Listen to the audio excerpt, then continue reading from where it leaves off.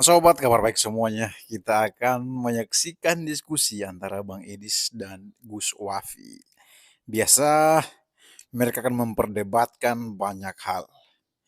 Nah, teman-teman yang mau tahu lebih banyak, mari kita saksikan diskusi ini bersama-sama. Dan jangan lupa support channel ini dengan cara like, komen, dan subscribe. Tuhan Yesus memberkati. Melakukan anakronisme, salah menempatkan itu menjadi penyampaian malaikat. Saya kasih contoh nih, di dalam Injil yang disampaikan malaikat kepada Maria itu adalah bahwa dia akan mengandung dan akan melahirkan anak.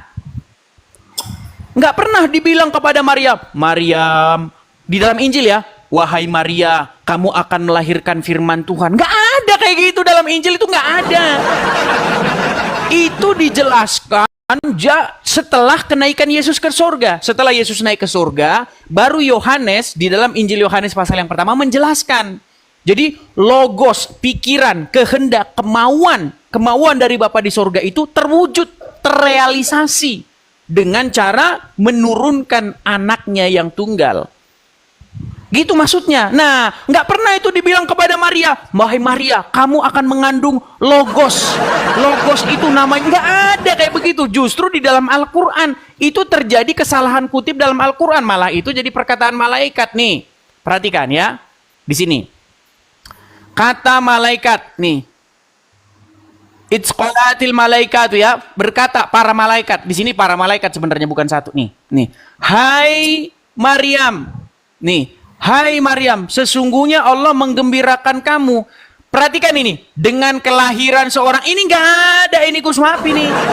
Ini dalam kurung semua ini. Nih, dalam kurung semua. Kalau kita baca kata per kata, nih ya, nih. Wa itzqala. Perhatikan ya.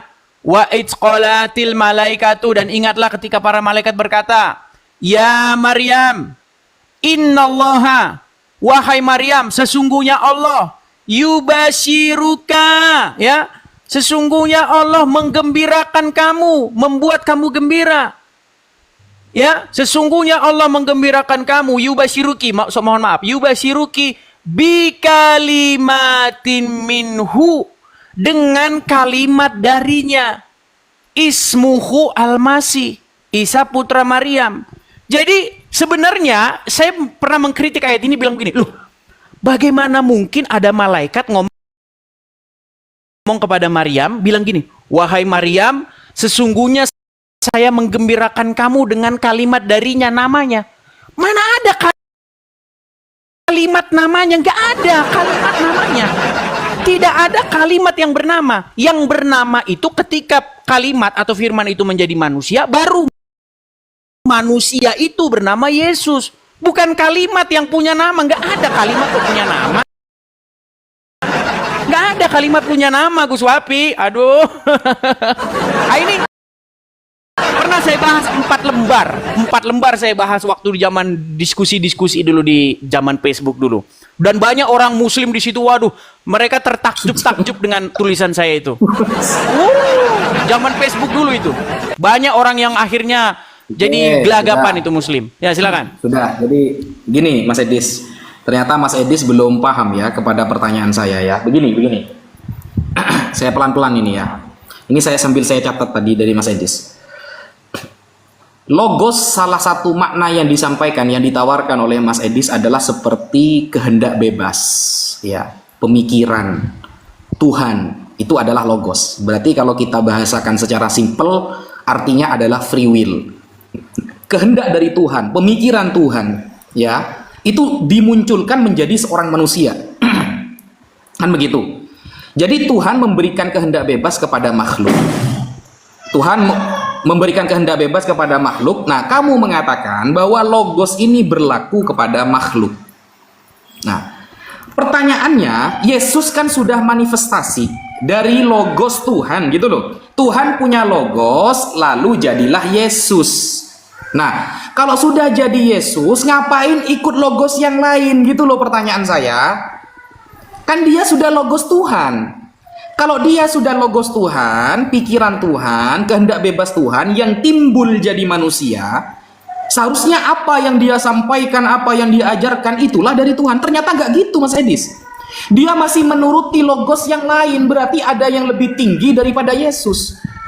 Masih mengikuti kehendak free will yang lain, pemikiran yang lain, menuruti firman-Nya. Berarti ada berapa logos di dalam diri Tuhan, kan begitu?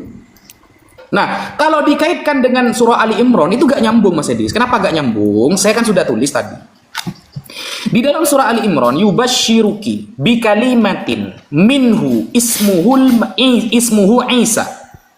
Jadi ketika malaikat yubashiruki memberikan kabar gembira kepada kamu, kabar gembira ceritanya tentang apa? Kan begitu.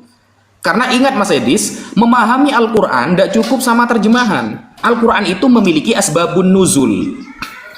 Al-Quran itu memiliki asbabun nuzul, sebab turunnya ayat tersebut. Mengenai apa sebab turunnya ayat tersebut? Mengenai bahwa Sayyidah Maryam akan diberikan anak oleh Allah tanpa seorang suami.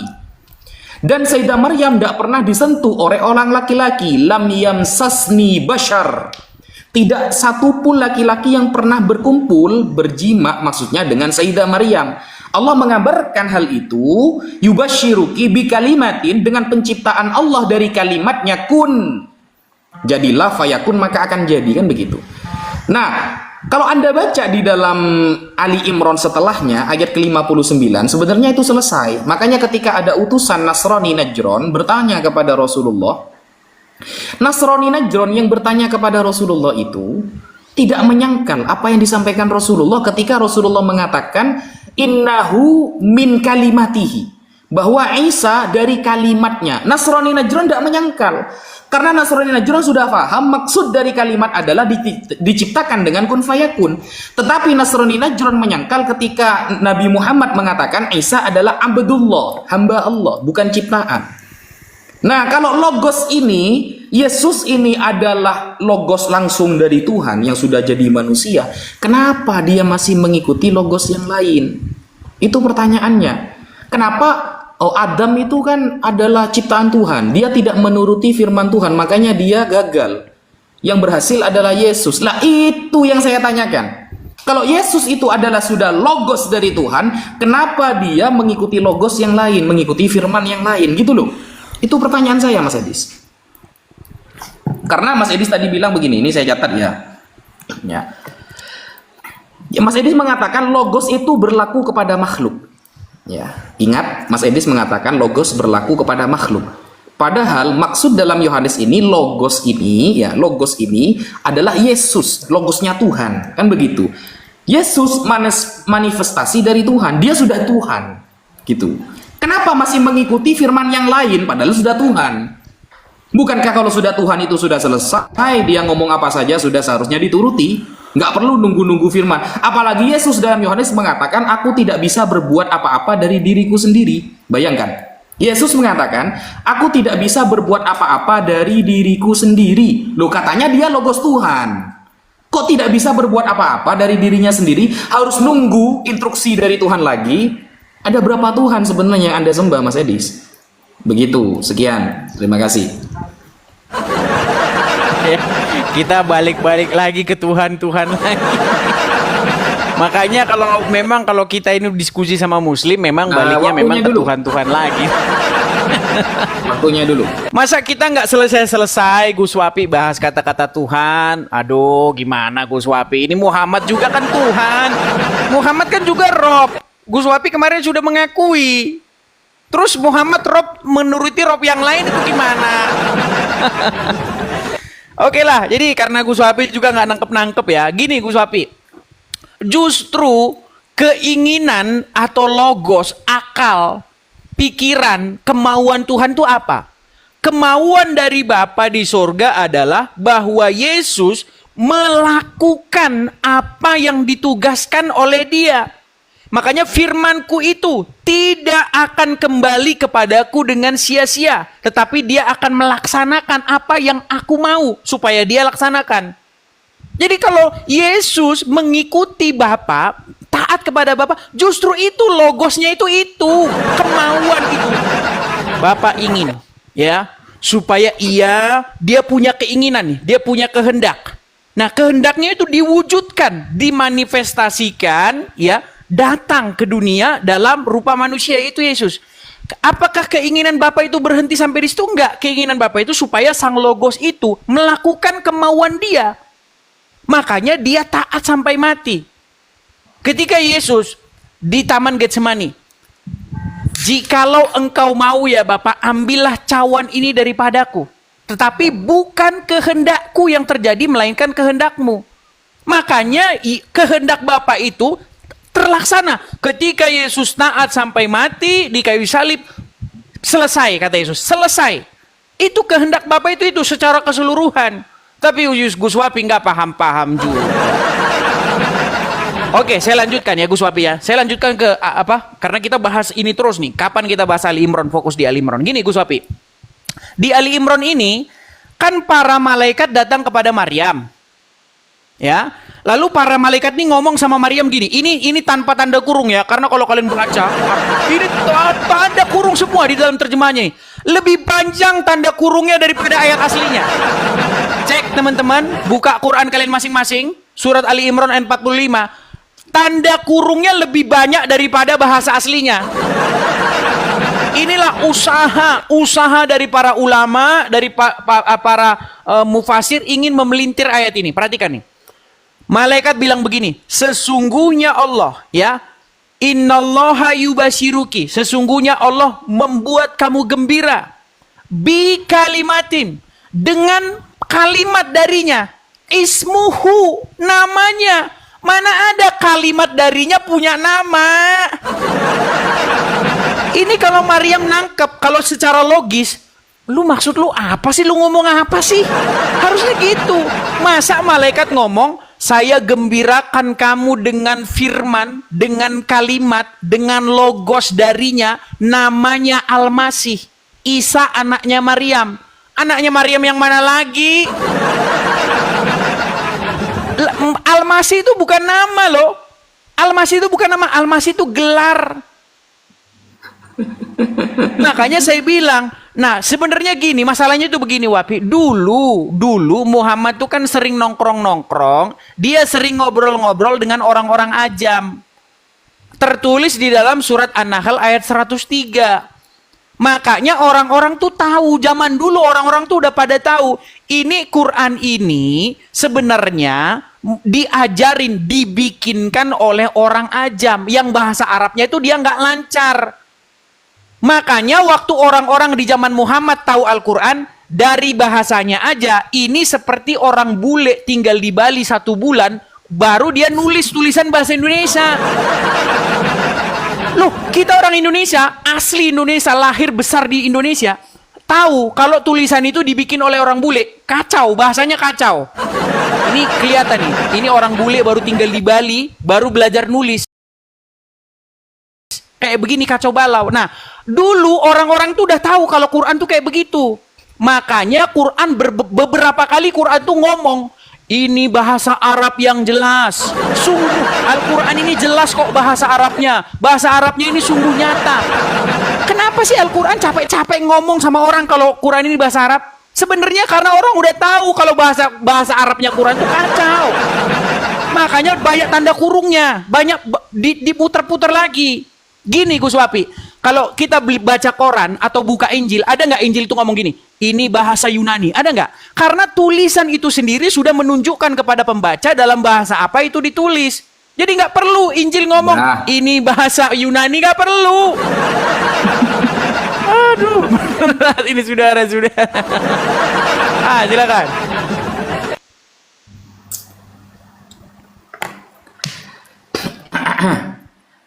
Bismillahirrahmanirrahim. Jadi tegang, Mas Edis, ya Mas Edis ini jawabnya gak ada data guys ya. Jadi gini, Mas Edis tadi kan mengatakan bahwa Nabi Muhammad katanya nongkrong dengan orang ajam, belajar bahasa begini dan begitu. Coba tunjukkan datanya itu kepada saya. Bahwa Nabi Muhammad pernah nongkrong dengan orang ajam, lalu belajar bahasa sehingga menciptakan Al-Quran gitu loh. Ada nggak datanya? Tunjukkan kepada kita, biar umat Islam itu tidak mengira Anda itu asumsi gitu loh.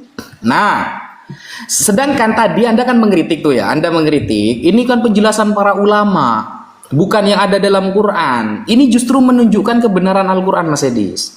Al-Quran itu hudan lil muttaqin, akan menjadi petunjuk bagi mereka yang bertakwa. Mas Edis gak bertakwa, makanya pusing baca Al-Quran. Gitu loh.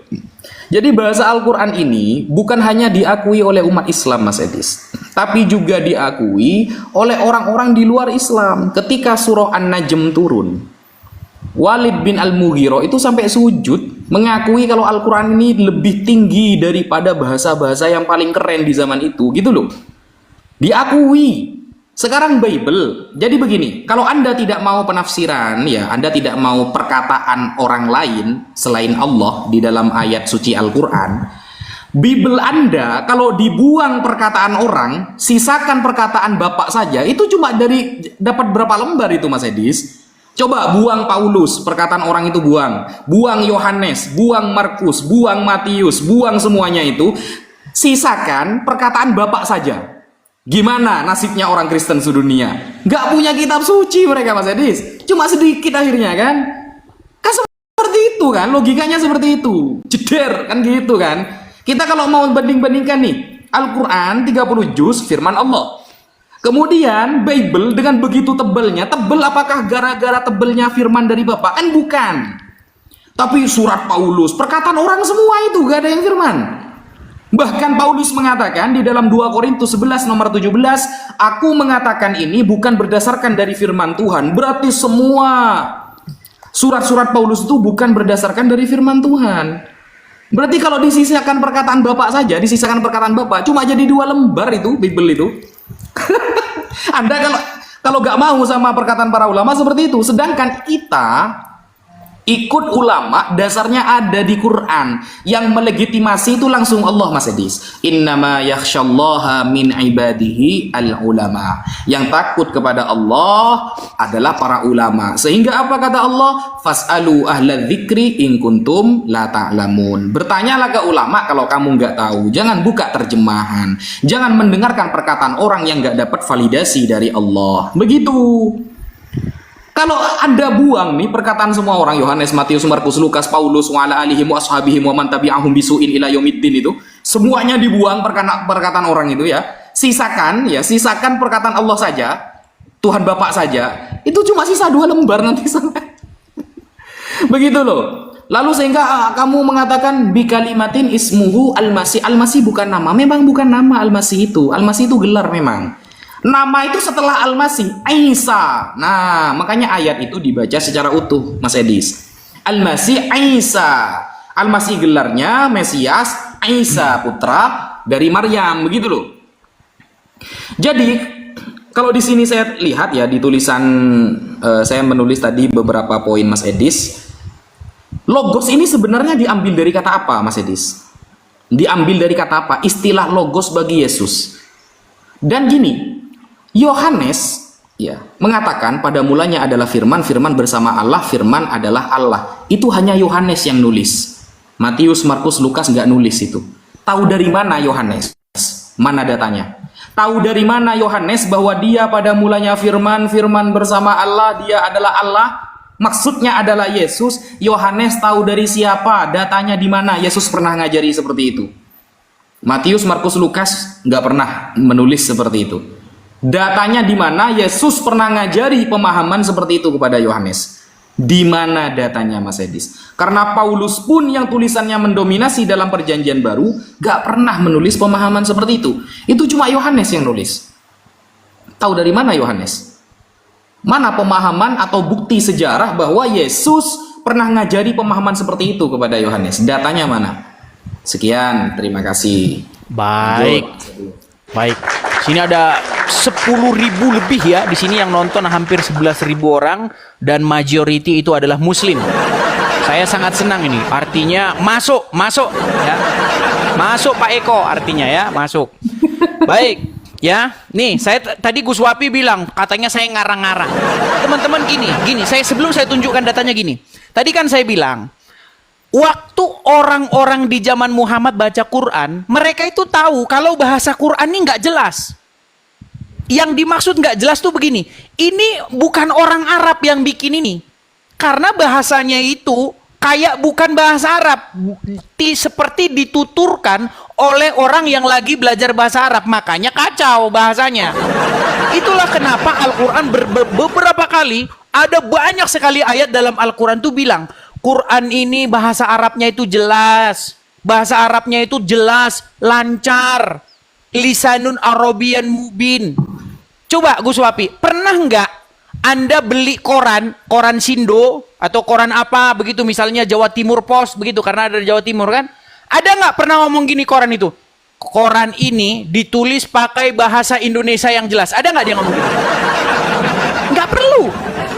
Tidak perlu Anda menyampaikan tulisan Anda itu ditulis pakai bahasa apa. Nggak perlu. Karena tulisan Anda sendiri sudah menjelaskan dalam bahasa apa Anda bicara. Nih, saya kasih tahu Muhammad itu dulu sering nongkrong sama orang-orang ajam. Nih, perhatikan. Perhatikan ya, saya bacakan nih Gus Wapi nih. Ini dalam surat An-Nahl ayat yang 103, saya bacakan nih.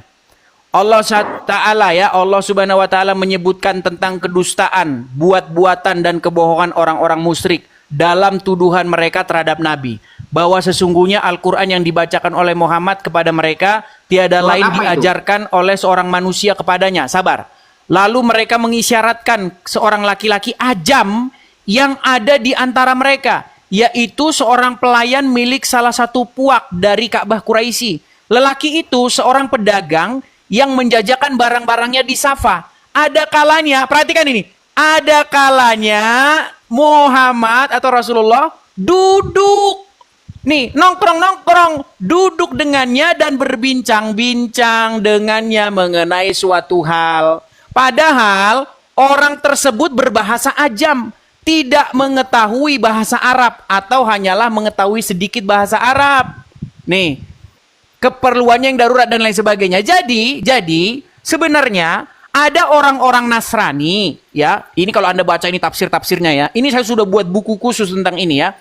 Jadi Muhammad itu memang dituduh bahwa Muhammad itu belajar, diajari tentang kisah-kisah terdahulu, kisah-kisah Isa, kisah-kisah kemudian ada malaikat datang kepada kepada Maryam terus bilang bahwasanya dia akan mengandung dan sebagainya. Jadi mereka itu cerita.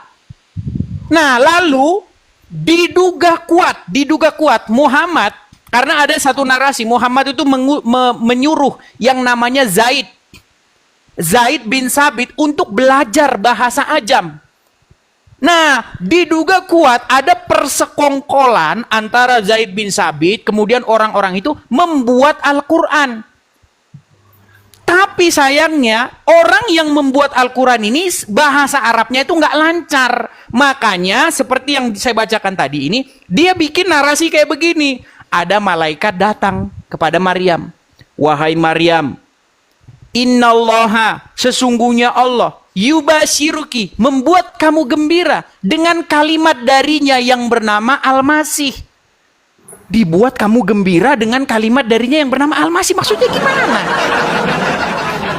Makanya ketika orang baca itu, makanya kalau Anda lihat di dalam terjemahannya ditambahin di situ, menggembirakan kamu bahwa kamu akan melahirkan seorang anak. Nggak ada di situ bahasa aslinya bahwa kamu akan melahirkan, nggak ada. Makanya di dalam Injil tidak pernah ada narasi malaikat ngomong sama Maria, wahai Maria, saya gembirakan kamu dengan logos yang namanya Yesus. Apa? Kamu ngomong apa? Maria juga pasti nggak ngerti itu maksudnya apa. Saya gembirakan kamu dengan logos namanya apa sih? Ngomong apa lo? Gua lempar lo pakai gelas. Nah, di dalam sebenarnya itu kan Yohanes yang bilang setelah Yesus lahir, Yohanes bilang pada mulanya adalah firman. Firman itu bersama-sama dengan Allah. Lalu di ayat 14-nya, firman itu menjadi manusia. Nah, cerita ini diambil oleh Islam lalu disampaikan oleh Maria. Wahai Maria, saya gembirakan kamu dengan firman yang menjadi manusia. Mana ada ngomong itu. Makanya saya bilang, ada pengutipan yang dilakukan Al-Quran terhadap Bible, tetapi konteksnya salah. Gitu loh, konteksnya salah, bukan kayak begitu maksudnya, tapi itu dibicarakan menjadi percakapan antara Maria dengan malaikat. Padahal itu adalah penjelasan Yohanes di dalam Injil Yohanes. Aduh, Gus Wafi sudah berubah wajahnya, sudah. Silakan. Bismillahirrahmanirrahim. Yang pertama, pertanyaan saya belum dijawab ya. Nanti bisa dijawab di sesi selanjutnya, Mas Edis. Dari mana Yohanes tahu bahwa Yesus itu pada mulanya firman, firman bersama Allah, dan firman adalah Allah? Itu belum dijawab. Jangan terlalu fokus ke Islam dulu sehingga lupa pertanyaan saya.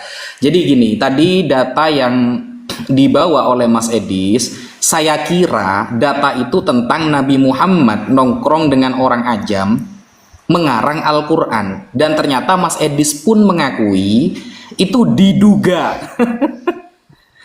Jadi begini Mas Edis, kalau bawa data itu yang jelas, kalau cuma diduga Mas Edis, itu dugaan Mas Edis. Umat Islam satu pun gak ada yang meyakini dugaan tersebut. Karena definisi atau ibarat atau dalil yang Mas Edis bawa itu gak lengkap. Gak ada cerita di sana Nabi Muhammad nongkrong dengan orang ajam sedang belajar apa-apa, kan gak ada Mas Edis. Gitu, gak ada. Berarti kan hanya dugaan. Justru yang disebut dugaan kuat itu seperti ini Mas Edis. Saya menduga kuat bahwa Yohanes sering satu komal dengan orang-orang Yunani. Sehingga paham-paham filsuf Yunani masuk dalam kitab suci Anda. Itu ada dugaannya. Ya, ini bukan hanya dugaan, ini fakta ini ya. Ini bukan di dalam website Islam ya, ini ya. Bukan di dalam website Islam. Britannica, ini website dari barat ya, dari barat. Ini Logos di zaman kuno, filsafat Yunani dan teologi Kristen awal. Akal budi ilahi yang tersirat dalam kosmos, yang mengaturnya dan memberinya bentuk dan makna. Meskipun konsep tersebut juga ditemukan dalam sistem filsafat dan teologi India, Mesir dan Persia, konsep tersebut menjadi sangat penting dalam tulisan-tulisan dan doktrin Kristen sebagai wahana untuk memahami peran Yesus Kristus sebagai prinsip Tuhan yang aktif dalam penciptaan dan penataan kosmos. Nah, ini dugaannya sangat kuat ini. Berarti Yohanes pernah satu komal dengan orang filsuf Yunani. Makanya sampai ajaran-ajaran filsuf Yunani masuk ke dalam kitab suci Anda. Begini maksudnya, gitu loh. Apalagi kalau di sini kita buka ya, ini ya. Pada bab pertama, Injil menurut Yohanes, Yesus Kristus didefinisikan sebagai firman, logos dalam bahasa Yunaninya, yang berinkarnasi atau menjadi manusia. Identifikasi Yesus sebagai logos ini didasarkan pada konsep wahyu dalam perjanjian lama Alkitab Ibrani. Seperti yang sering muncul dalam frasa firman Tuhan yang menyiarkan gagasan tentang aktivitas dan kuasa Tuhan, dan pandangan Yahudi bahwa hikmat adalah agen ilahi yang menarik manusia kepada Tuhan. Dari mana pemahaman ini? Penulis Injil menurut Yohanes menggunakan ekspresi filosofis ini yang dengan mudah dikenali oleh para pembaca di dunia Helenistik, budaya Yunani, untuk menekankan karakter penebusan dari pribadi Kristus. Nah, ini namanya dugaan kuat. Berarti pemahaman logos di dalam kekristenan itu nyontek dari filsuf Yunani 6 abad sebelum Masehi, gitu loh. Begitu Mas Edis, ini baru datanya keren, gitu loh. Logos ini terinspirasi Yohanes dari filsuf Yunani. Datanya lengkap, bukan data seperti Mas Edis barusan. Cuma Nabi Muhammad berbincang sama orang ajam langsung dituduh Nabi Muhammad belajar Quran, ngarang Quran dengan orang ajam. Kan gak jelas. Dugaannya gak kuat gitu loh. Beda sama data yang saya tampilkan, bahwa istilah logos yang ada pada Yesus ternyata nyontek 6 abad sebelum Masehi kepada para filsuf Yunani. Filsuf Yunani ini agamanya penyembah dewa, gitu loh. Apakah Anda sedang menyembah dewa Yesus sekarang? Kan begitu. Nah, ini namanya dugaan kuat. Berarti Yohanes dulu pernah buat TikTok satu komal dengan orang Yunani. Mereka belajar filsuf Yunani sampai dijadikan kitab suci istilah logosnya. Ya, pernah satu komal dulu, dan penontonnya ribuan juga mungkin, yang ngetap layar sama yang nge-share banyak gitu. Sehingga banyak yang percaya. Sehingga banyak yang percaya istilah Baik, logos ini gitu saya loh. tanggapi ya. Cor. Baik, saya tanggapi. Baik, jadi teman-teman sekalian, Tunggu dulu, waktunya belum oke, keluar. kita kasih waktu dulu. Baik, terima kasih ya, pertanyaan bagus. Jadi apakah konsep Yohanes 1 pasal yang pertama sampai 14 itu terinspirasi dari filsuf Yunani? Tadi dia sudah, ini juga sudah hal yang lumrah atau hal yang biasa didiskusikan di dalam internal kekristenan. Itu bukan mencontek, tetapi menjelaskan. Justru Injil datang menjelaskan, bukan menconteknya, gitu loh. Jadi justru Injil ini kasih jawaban ini terhadap satu pemikiran pada waktu itu yang belum terpecahkan. Nah, makanya datang Injil menjelaskan itu, bukan menconteknya, justru ingin memecahkan masalah itu, Gus Wafi. Begitu ya. Baik, sekarang kita fokus ke tema ini biar kita nggak lari-lari kemana-mana. Kan gini, Anda tadi bilang, loh itu kan tuduhan bahwasanya Muhammad dituduh belajar kepadanya. Sekarang gini Gus, bagaimana cara kita bisa membuktikan bahwa tuduhan itu benar atau salah? Kan benar bahwa Muhammad tuh sering duduk-duduk bareng, nongkrong bahasa kitanya, nongkrong dengan orang-orang ajam, orang-orang asing dari luar Arab. Mereka ini pedagang, mereka ini diduga kuat orang-orang Nasrani. Ya kan? Mereka membaca Taurat, mereka membaca Injil.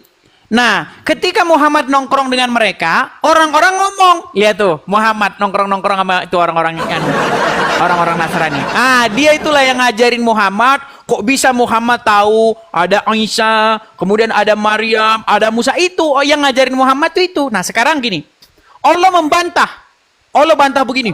Bagaimana mungkin kamu tuduhkan bahwa mereka yang ngajarin? Bagaimana mungkin kamu tuduh mereka itu adalah dalang yang membuat Al-Quran? Sedangkan bahasa Arab mereka itu kacau balau. Sedangkan bahasa Al-Quran itu lisanun Arabian mubin. Bahasa Arab yang jelas. Nah, sekarang caranya gini. Umat muslim pasti akan percaya bahwa bahasa Arab Al-Quran itu jelas. Itulah buktinya bahwa Muhammad itu nggak diajarin sama mereka. Tapi ternyata setelah kita cek Al-Quran, para ulama sepakat bahwa Al-Quran mengandung kosakata ajam. Jadi adanya bahasa-bahasa ajam di dalam Al-Quran yang bahkan orang Arab sendiri tidak tahu, itu menjadi fakta kuat bahwasanya memang orang ajamlah di balik dalangnya. Sama seperti begini, ada orang Australia, orang Australia tinggal di Bali. Dia baru tinggal 2 minggu, terus dia nulis puisi pakai bahasa Indonesia. Pasti bahasa Inggrisnya nyantol di dalam. Makanya kalau orang Inggris, ya biasanya mereka nge-YouTube juga kan, bikin podcast begitu, bikin YouTube. Makanya bahasa Inggrisnya sering masuk ke dalam. Oh, saya pergi ke market. Saya pergi ke market. Pergi ke market? Ah, ini bukan orang Indonesia, ini bukan orang sini nih yang ngomong nih. Market? Apa market? Oh, market itu bahasa Inggris. Nah, di dalam Al-Quran kita bisa menemukan itu. Kita bisa menemukan kata-kata itu di dalam Al-Quran.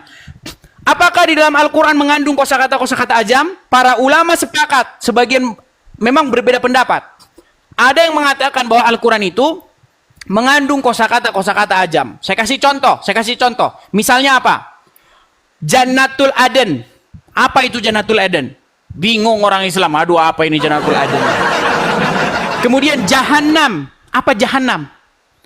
Bingung orang Islam. Jahannam ini apa? Jahannam. Ah, ngarang. Orang Islam ngarang. Jahannam itu adalah tempat yang bertingkat-tingkat begini-begini. Aduh, ngarang bebas.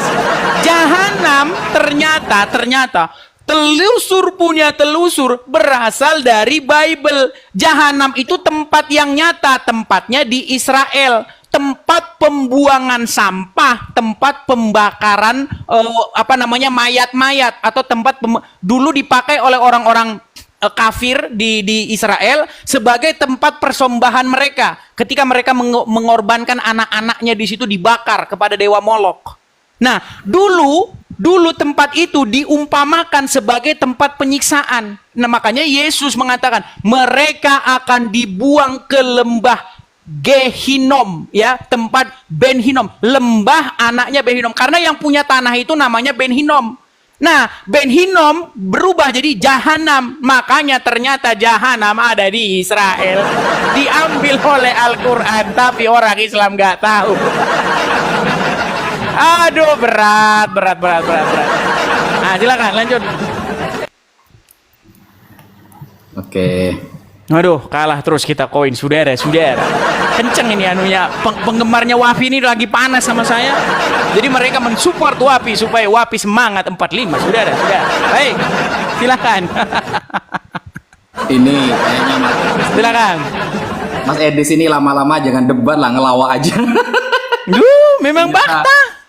Nanti saya jelaskan asal-usul Jahanam dari mana. Iya, gini. Enggak, saya tidak menyalahkan Mas Edis. Enggak, dalam hal ini saya membenarkan Anda bahwa kita sama-sama memiliki bahasa serapan. Saya jujur memang. Tetapi ketika bahasa serapan itu sudah digunakan dalam sebuah negara sebagai bahasa negara itu, maka sah. Contoh nih ya, kalau di dalam Indonesia, soal itu bukan bahasa Indonesia, itu dari bahasa Arab, su'alun, dari kata sa'ala bertanya, soal. Atau jadwal, dari bahasa mana? Apakah itu bahasa Indonesia? Tetapi ketika bahasa-bahasa itu sudah resmi di negara kita, maka itu namanya bahasa resmi Indonesia. Bukan bahasa Inggris, bukan bahasa Arab lagi. Kata soal itu berbahasa Indonesia. Meskipun hakikatnya, serapannya dari bahasa yang lain, yaitu bahasa Arab. Itu biasa saja, maksudnya itu tidak mengganggu-gugat kemurnian sebuah kitab suci. Dan di dalam kitab suci Anda juga banyak serapan-serapan seperti itu, banyak, Mas Edis. Yang lucu itu begitu, Mas Edis. Kalau Nabi Muhammad contohnya, tadi Mas Edis mengatakan Nabi Muhammad sering nongkrong dengan orang ajam. Lalu timbul dugaan Nabi Muhammad belajar Al-Quran kepada orang ajam, ngarang Quran hasil dari belajar. Nah, ini dugaan yang nggak kuat karena datanya nggak ada, Mas Edis. Ingat, Nabi Muhammad itu diutus rahmatan lil alamin, Sayyidul kaunaini wathaqalain. Muhammadun sayyidul kaunaini wathaqalaini wal fariqaini min urbi wa min ajami. Nabi Muhammad diutus untuk bangsa Arab dan bangsa Ajam. Maka wajar Nabi Muhammad sering duduk dengan orang Ajam, sering duduk dengan orang Arab. Salman Al-Farisi dari Persia jauh-jauh datang ke Arab untuk beriman kepada Rasulullah sallallahu alaihi wasallam hingga dia menjadi sahabat terbaik. Salman Al-Farisi bukan dari bangsa Arab tapi dari bangsa Ajam. Yang lucu itu Yesus diutus kepada domba-domba yang hilang dari Bani Israel, tapi buku kitab sucinya munculnya Yunani. Kok bisa gitu loh? Yesus setiap hari ngomongnya Aramaik, setiap hari dia nongkrong dengan orang-orang di Israel sana, tapi malah dipanggil Yesus. Yesus itu Yunani, bro. Bukan Aramaik itu, Yunani. Kok bisa? Yesus diutusnya untuk domba-domba yang hilang dari kalangan Bani Israel. Keselamatan pun datang dari bangsa Yahudi, kata dia. Tapi kitab sucinya, namanya, nama-nama murid-muridnya yang muncul us semua. Markus, Matius, Lukas, Paulus, Yesus. Yesus ini kalau kita lihat di dalam bahasa Yunani artinya kuda Nil, gitu loh. Masa Yesus kita artikan kuda? Kan gak pantas.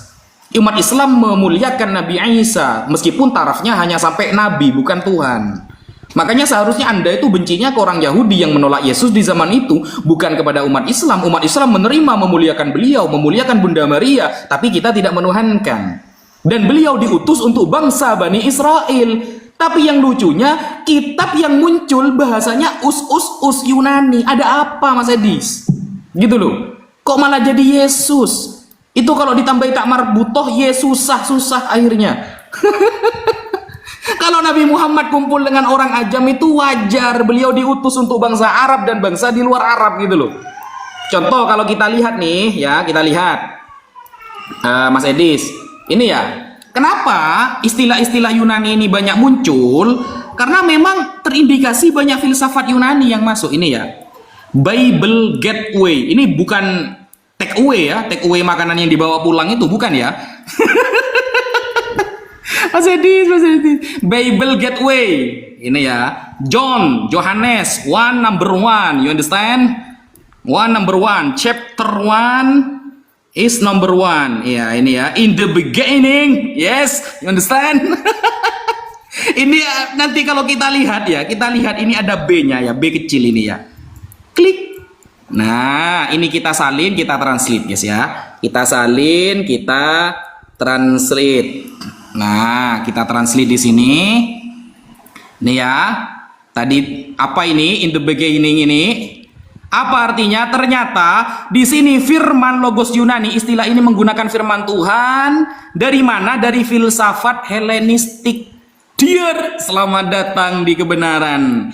Pemahaman realitas yang hakiki, filsafat Helenistik, dari filsafat ternyata. Yes. Baik. Ada satu pengakuan yang cetar membahana dari Gus Wafi ya, bahwasanya Gus Wafi sudah mengakui dia tidak menyalahkan saya. Ini saya kaget tadi, ternyata dia membenarkan saya, saudara-saudara, bahwa di dalam Al-Quran mengandung bahasa-bahasa asing yang bukan bahasa Arab, saudara-saudara. Tetapi dia bilang katanya itu sudah jadi bahasa Arab. Sejak kapan? Begini Gus Wafi, saya kasih contoh ya, saya kasih contoh. Di dalam surat Al-Kahfi ayat yang ke-9, di situ ada kata-kata warokimi. Itu sudah pernah kita bahas kan? Ya kan? Dan tanda, dan mereka mendiami gua dan rokim itu. Dan tanda-tanda kebesarannya mendiami gua dan rokim. Apa rokim? Apaan rokim? Nah, makanya kalau kalian buka surat Al-Kahfi ayat yang ke-9, di situ rokim itu nggak diterjemahin. Makanya di buku tafsir, menurut Qatadah, rokim artinya nama anjing. Menurut ini, rokim artinya batu bertulis. Menurut Udin, menurut. Jadi sebenarnya apa namanya? Saya katakan, saya mohon maaf, saya harus pakai bahasa yang sarkas. Gombal atau bualan bahwa Al-Quran bahasa Arab yang jelas itu bohong yang nyata. Bayangkan, berkali-kali Al-Quran sampai berbusa-busa Al-Quran itu bilang, Quran ini bahasa Arab yang jelas. Makasih Karios, makasih. Quran ini bahasa Arab yang terang. Sungguh jelas bahasa Al-Quran ini. Saking jelasnya. Penerjemah Al-Quran bingung apa itu rokim. Di dalam surat Al-Kahfi ayat yang ke-9, 8 atau 9 itu. Warokimi. Mereka mendiami gua dan rokim. Mendiami gua dan rokim. Dan gini, saya kasih tahu gini. Sebenarnya Al-Quran sendiri udah ngaku. Jadi ketika banyak tuduhan, ketika tuduhan sudah bertubi-tubi bahwa Al-Quran itu memang bahasa Arabnya nggak jelas, terdapat kosakata yang bahasa Arabnya nggak jelas, Al-Quran menyerah. Makanya keluar surat Ali Imran ayat yang ke-7. Itu bukti bahwa Al-Quran sudah menyerah dengan tuduhan-tuduhan itu. Dengan kata-kata begini, sesungguhnya di dalam Al-Quran itu terdapat ayat-ayat yang mutasyabihat, yang tidak seorang pun mengerti maknanya. Loh. Kemarin dibilang Quran itu bahasa Arab yang jelas, lisanun Arabian mubin. Kami turunkan Quran itu pakai bahasa Arab biar kamu paham. Ternyata setelah Al-Quran dibuat dalam bahasa Arab supaya pembacanya paham, ternyata pembacanya nggak paham, saudara. Karena nggak paham, karena nyata itu bukan bahasa Arab. Akhirnya Al-Quran memunculkan opsi. Ini makanya memang mantap kok. Pengarang Al-Quran ini memang jitu. Dibikinlah.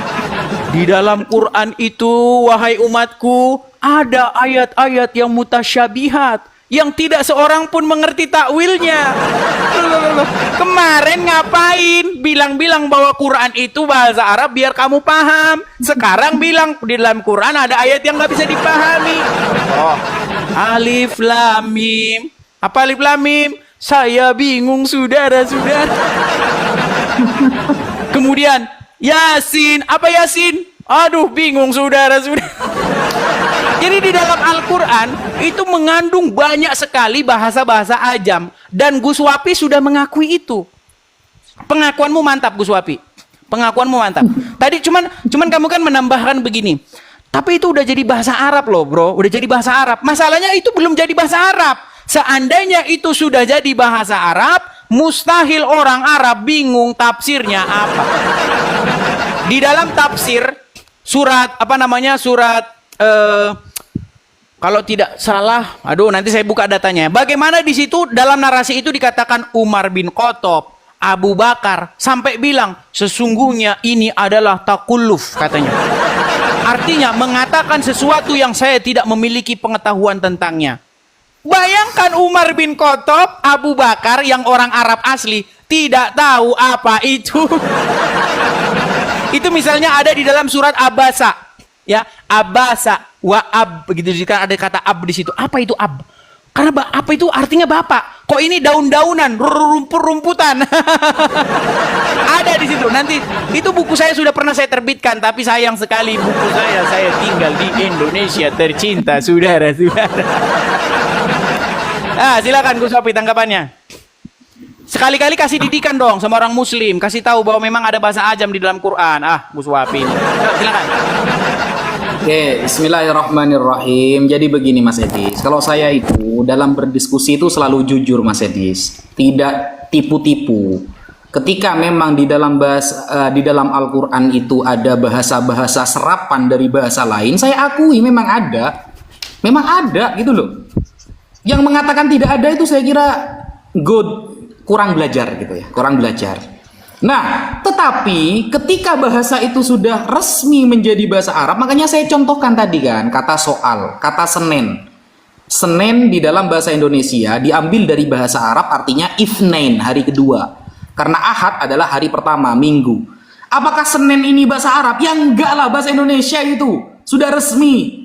Kecuali begini Mas Edi, sampean bisa menunjukkan kata ar-raqim min ayatina ajaba, kan begitu dalam surah Al-Kahfi. Kata ar-raqim itu dulu ketika Al-Quran turun belum resmi jadi bahasa Arab, ada datanya. Wah, itu keren kalau ada datanya.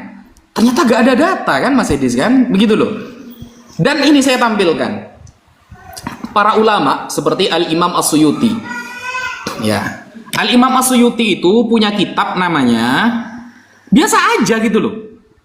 Lalu itu akan mengganggu kemurnian Al-Quran? Enggak gitu loh. Al-Mutawakkili. Jadi Imam Suyuti dulu hidup di zaman Khalifah Mutawakkil namanya. Beliau disuruh oleh Khalifah Mutawakkil untuk menulis Al-Quran, menulis bahasa-bahasa yang diserap oleh Al-Quran dari bahasa-bahasa lain. Ada kitabnya. Itu Al-Mutawakkili fima warada fil Quran, yang ada di dalam Al-Quran bil lughatil habasyiyah, yang aslinya adalah lughah al-habasyiyah wal farisiyah, versi wal hindiyah dan hindi, wa turkiyah dan Turki dan lain sebagainya. Ada kitabnya gitu loh. Tapi apakah kemudian sampean punya data ketika ayat itu turun itu belum resmi jadi bahasa Arab, lalu sampean mengatakan begini, Sayyidina Umar saja bingung dengan bahasa Al-Quran. Al-Quran beda dengan Bible, bro. Kalau Bible kita baca terjemahan, coba saya tanya ya kepada Anda ya. Ini contoh.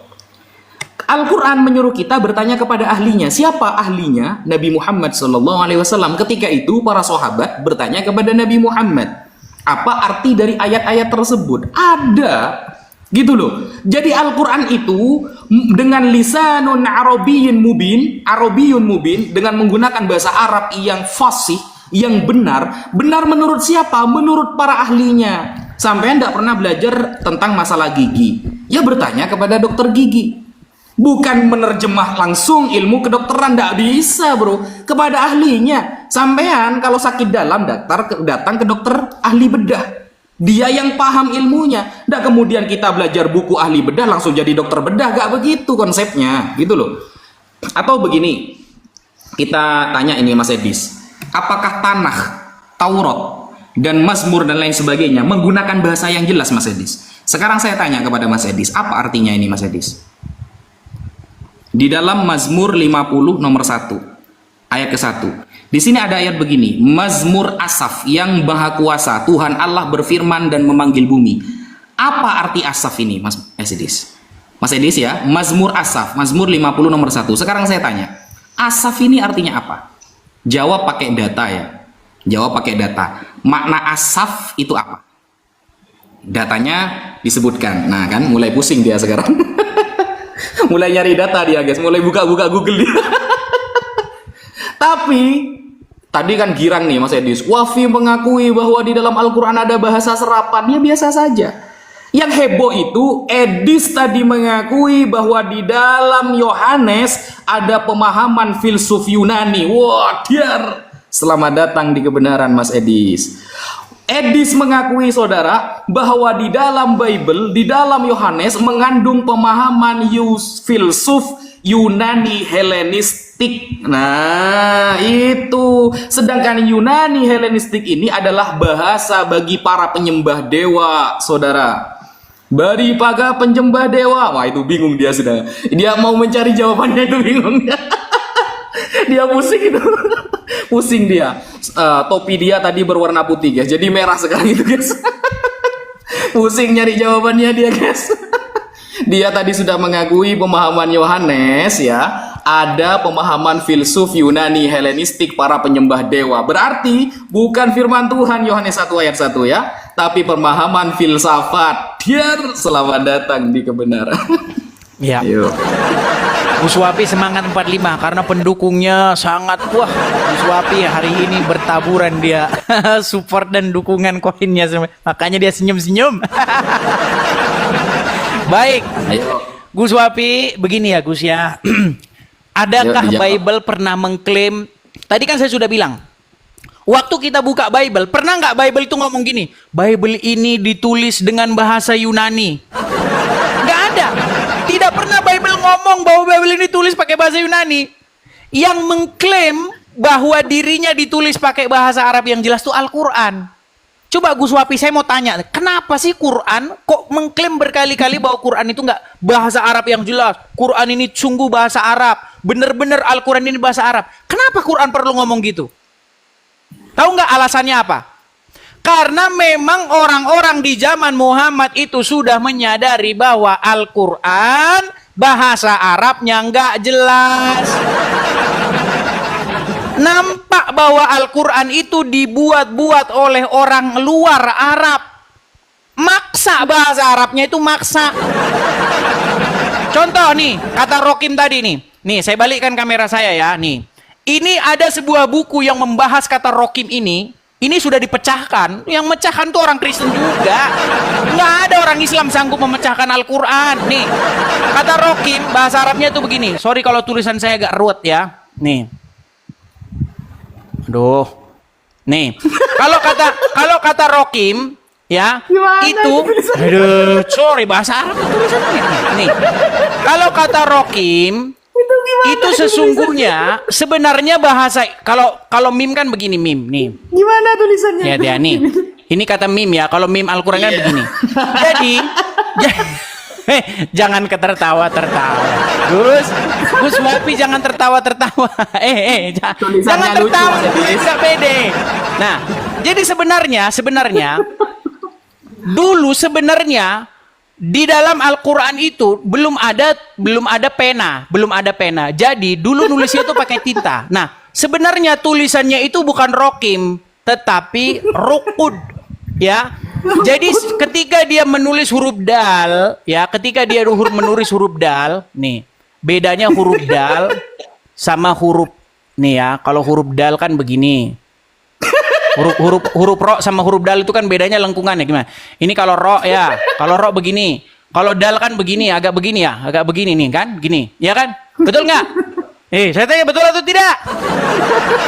Nah, jadi sebenarnya rokim itu sebenarnya tulisannya bukan rokim, tapi rukud. Nah, tapi gara-gara dia telat ngangkat penanya, akhirnya jadi kayak begini, membeler ke sini, jadi huruf mim. Makanya menjadi rokim. Loh, makanya ayat itu sebenarnya bunyinya begini.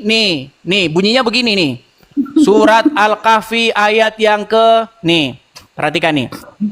Perhatikan ya.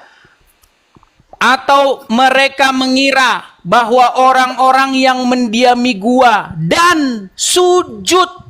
Jadi sebenarnya kata rokim ini merupakan kesalahan tulis. Sebenarnya tulisannya itu rukud, ya. Orang-orang yang mendiami gua dan bersujud di situ. Mereka termasuk tanda-tanda kekuasaan kami yang mengherankan. Jadi sebenarnya dulu ada orang-orang yang mereka itu lari-lari karena dikejar-kejar, mereka masuk ke dalam gua. Lalu di dalam gua itu mereka bersujud, rukut di sana. Ternyata penulis Al-Quran telat mengangkat penanya sehingga yang seharusnya tertulis rukut, karena dia telat ngangkat pena, huruf dal berubah menjadi huruf mim. Ini dipecahkan di dalam buku The Syrio-Aramaic Reading of Quran. Suatu saat nanti kalau Gus Wapi bisa ini saya tinggal. Nih ya, tampilannya begini nih. Makanya saya bilang tadi ini. Jadi sebenarnya dia itu mau menulis ru, ro, ru. Aduh, huruf ro sama dal saya agak sama. Nah ini. Saya nggak bisa lancar nulisnya. Nih ya. Qaf ya. Kemudian nah ini. Nah, waktu dia ingin menulis huruf dal, rukut, pena dia itu telah diangkat. Akhirnya beginilah, nurun ke bawah. Jadi rokim. Makanya sampai sekarang orang Islam pusing palanya. Apa rokim itu? Ada yang bilang nama anjing. Ada yang bilang nama lembah. Ada yang bilang batu bertulis. Makanya pusing. Gini Kuswan. Kalau memang rokim ini bahasa Arab, tadi kan kamu mengatakan, coba tunjuk. Satu ayat di dalam, makasih Kak Mika, Bang Mika, makasih Bang. Tunjuk satu ayat di dalam Al-Quran bahwa kata rokim ini sudah digunakan sebelumnya. Silakan. Gus Wafi nangis hari ini, dia meninggal dia. Teman-teman semuanya, sebetulnya Gus Wafi bukan tidak paham tentang iman Kristen. Dia paham, tetapi hatinya itu ditutup, dikeraskan oleh iblis, oleh penyesat itu. Karena ingat teman-teman, Alkitab jelas mengatakan bahwa akan ada penyesat-penyesat. Mereka bukan tidak tahu tentang kebenaran, mereka tahu tentang Allah, tapi dengan sadar mereka menolak Allah. Nah, Gus Wafi itu sebetulnya dengan free will-nya itu dia memilih untuk tetap tersesat di neraka. Itu menurutku teman-teman ya. Karena begini, orang yang waras akan percaya kepada Tuhan Yesus Kristus sebagai Tuhan dan Juru Selamat. Alasannya simpel, karena di dalam Yesus ada keselamatan. Yes, di dalam Yesus ada keselamatan. Keselamatan itu tidak bisa kita dapatkan melalui cara manusia. Tidak bisa. Hanya Allah yang mampu menyatakan keselamatan itu kepada manusia. Maka dari itu, saya menyimpulkan bahwa Gus Wafi adalah orang-orang yang dipakai iblis untuk tetap mengeraskan hatinya dan mempengaruhi banyak orang sehingga tersesat. Seperti itu teman-teman, karena iman Kristen bukan satu iman yang sulit sekali untuk dipahami. Iman yang sangat mudah dipahami.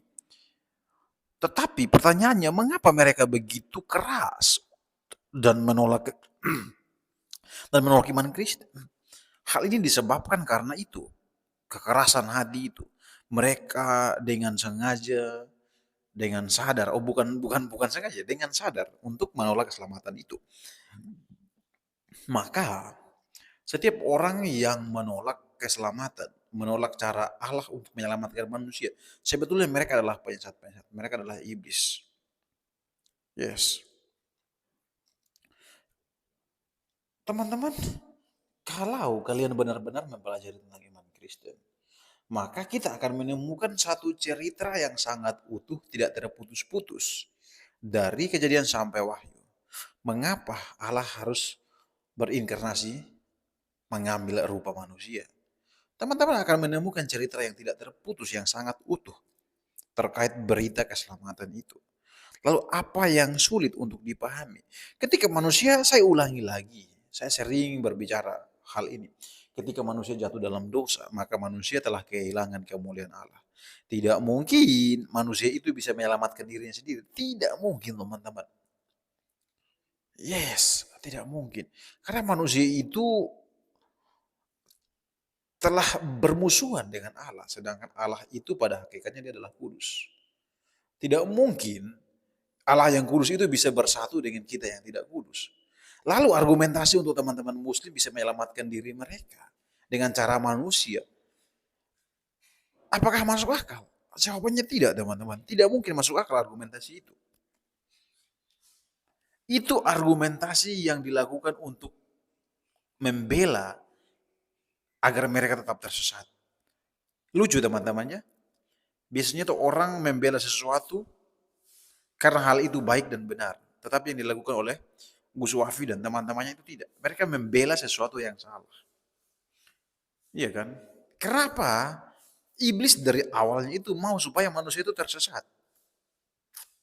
Tetapi Allah dengan kuasanya, dengan kasihnya, dia mau agar manusia itu diselamatkan. Jadi agen-agen iblis adalah terus menyesatkan manusia. Nah, ada manusia-manusia yang merelakan diri mereka untuk menjadi agen iblis. Agen iblis untuk tujuan membelokkan orang-orang yang lurus. Orang-orang yang sudah percaya kepada Yesus Kristus, mereka datang untuk membelokkan itu. Maka dari itu kita melihat banyak sekali mualaf yang meninggalkan kekristenan dengan alasan-alasan yang tidak masuk akal. Sebetulnya bukan tidak masuk akal, tetapi mereka yang BOD titik-titik untuk memahami iman Kristen itu. Karena iman Kristen itu iman yang sangat rasional, masuk akal. Rencana keselamatan Allah itu sesuatu yang sangat-sangat masuk akal. Dan ketika Allah berinkarnasi menjadi manusia, itu pun masuk akal. Karena dia adalah Allah yang berkuasa, Allah yang maha kuasa. Dia menjadi manusia untuk menyelamatkan manusia, apa salahnya? Enggak ada yang salah di sana, teman-teman. Yang salah adalah bagaimana orang muslim memahami berita keselamatan itu. Yes, itu yang salah. Mengapa salah? Karena memang otak mereka itu dibiarkan dalam kegelapan untuk tidak mau melihat terang Injil itu. Jadi ketika mereka menolak untuk datang kepada terang itu, maka mereka akan tersesat hidup dalam kegelapan yang mengerikan itu untuk selamanya. Dan pada akhirnya semua mereka itu akan binasa di neraka. Karena Tuhan Yesus mengatakan bahwa tidak ada satu orang pun yang dapat datang kepada Bapa kalau tidak melalui Yesus Kristus. Jelas teman-teman. Injil itu jelas. Alkitab itu jelas. Hanya orang-orang yang IQ-nya rendah yang tidak mampu memahami kebenaran itu. Terlepas kalian mau setuju atau tidak, tapi itu pendapat saya. Bahwa memang dari sononya ketika malaikat diusir oleh Allah, Lucifer, dan iblis pada akhirnya bermusuhan dengan Allah. Dia akan mencari agen-agennya, siapa yang mau dengan sukarela disesatkan oleh iblis dan mau untuk menyesatkan orang lain. Begitu teman-teman. Jadi kalau teman-teman muslim berusaha untuk mempengaruhi kita dengan alasan kami hanya mau kasih tahu, oh yang benar tuh seperti ini, yang lurus tuh seperti ini, ajaran yang benar itu seperti ini. Ketika kita melihat ajaran Islam sendiri, yang saya lihat adalah kejahatan dipertontonkan oleh orang Islam di mana-mana. Tentu tidak semua ya, tapi ada banyak sekali kelompok-kelompok Islam yang mengatasnamakan Islam, pembela jalan Allah, penegak syariat Islam. Mereka melakukan hal-hal yang di luar dugaan, yang tidak masuk akal. Membunuh dan berteriak Allahu Akbar. Membunuh dan berteriak Allahu Akbar. Lalu teman-teman, bagaimana kita lihat representasi dari Islam ketika mereka berdiskusi, contohnya seperti Egy Sujana. Ketika ada kesalahpahaman sedikit, bukan kesalahpahaman ya, ada satu hal yang dia dengar itu tidak enak di telinganya, apa? Apa yang terjadi? Dia langsung ancam orang untuk bunuh.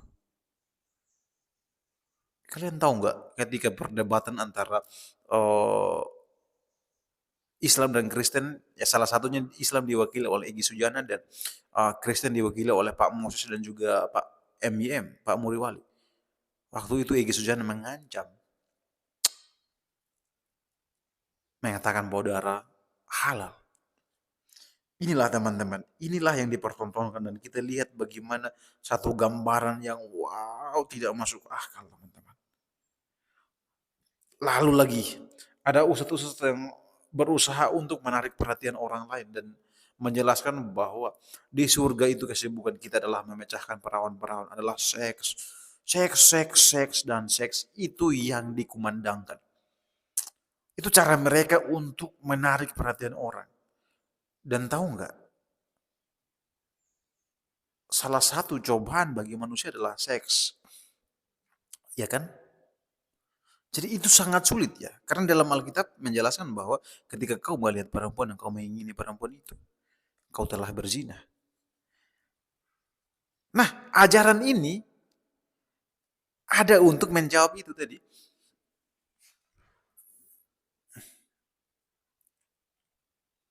Daripada kalian berzina, mendingan datang aja masuk Islam. Bisa 4 istri. Itu teman-teman ya. Bahkan teman-teman, saking mengerikannya, di surga itu kesibukan para lelaki adalah seks. Lalu kalian bilang Islam masuk akal. Masuk akal dari mana? Apanya yang masuk akal? Kita di surga itu menyembah Allah di sana. Bukan melakukan seks. Tidak, teman-teman. Karena kegiatan-kegiatan aktivitas-aktivitas di dunia ini, yang berhubungan dengan nafsu, kelaparan, kemiskinan, ketakutan, itu sudah tidak ada lagi di sana. Jadi surga kita diliputi dengan sukacita yang besar dari Allah. Jadi untuk orang-orang Kristen yang waras, jangan mau diiming-imingi oleh orang-orang Muslim. Diiming-imingi dengan seks, seks, seks, dengan surga. Tidak ada surga di sana. Karena salah satu pekerjaan Allah SWT aja menyesatkan orang. Menyesatkan orang. Dan kaki Allah SWT saat ini satu di neraka. Jadi banyak-banyak hal yang sangat-sangat mengganjal hatiku. Jadi nggak mungkin lah saya bisa percaya kepada Islam. Tidak. Saya akan tetap teguh percaya kepada Yesus Kristus sebagai Tuhan dan Juru Selamat pribadiku. Jadi begitu teman-teman. Nah, untuk teman-temanku semuanya yang rindu untuk melayani bersama, ayo share setiap video-video apologet Kristen, diskusi-diskusi seperti ini, yang ada muatan-muatan pengajarannya, supaya banyak orang bisa mendengarkan bersama-sama dengan kita ya. Dengan cara itu kalian terlibat dalam pelayanan. Dan jangan lupa untuk terus like, komen, dan subscribe setiap video-video yang ada, sehingga semakin uh, semakin banyak orang yang ikut belajar bersama-sama dengan kita. Sekian teman-teman semuanya. Saya ucapkan terima kasih banyak dan Tuhan Yesus memberkati.